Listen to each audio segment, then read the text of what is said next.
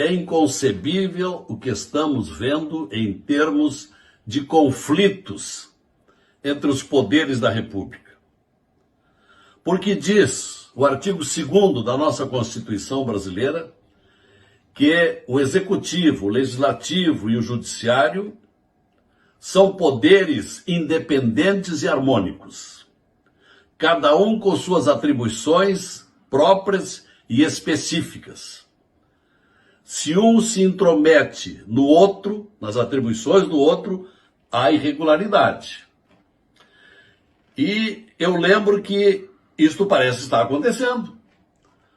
Porque diz o artigo 53 da mesma Constituição Federal, que rege a nossa vida, a nossa civilidade, diz o artigo 53 que os parlamentares são invioláveis nas suas opiniões, palavras e votos. Então, como justificar que o eminente ministro do Supremo, Alexandre de Moraes, esteja agora determinando quebra de sigilo bancário de 10 deputados federais e de um senador? Como?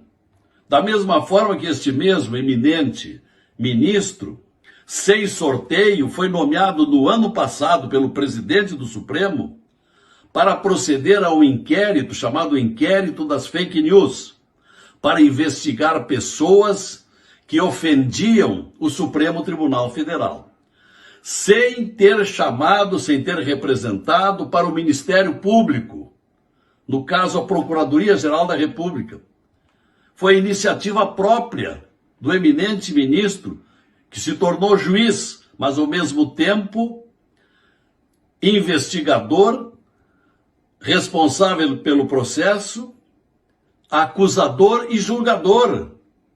Portanto, isto vem usurpar atribuições do Ministério Público. Isto é irregular, não pode ser assim. E é a situação que nós estamos vivendo. E aí sobreveio agora essa outra questão, esse outro inquérito de alegados investidores, financiadores das fake news e que, portanto, precisam ser investigados. E o mesmo ministro continua investigando. Então isso não pode acontecer.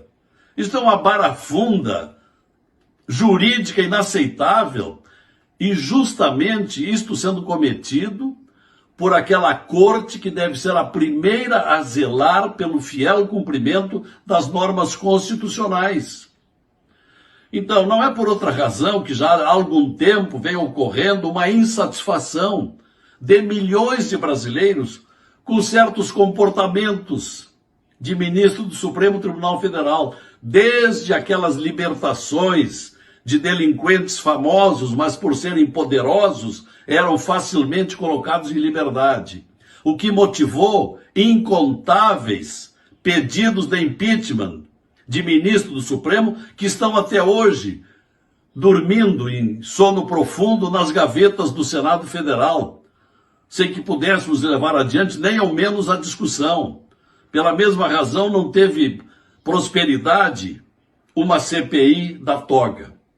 Então, está na hora de nós, senadores da República, assumirmos as nossas obrigações e mediar esse conflito, procurar soluções, ver onde é que estão os erros.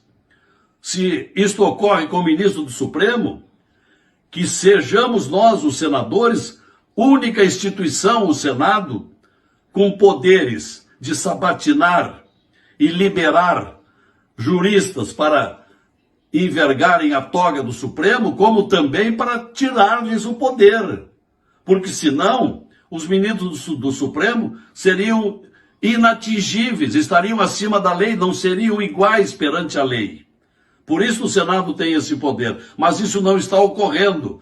Esta avaliação e, se for o caso, o julgamento. E isto precisa acontecer.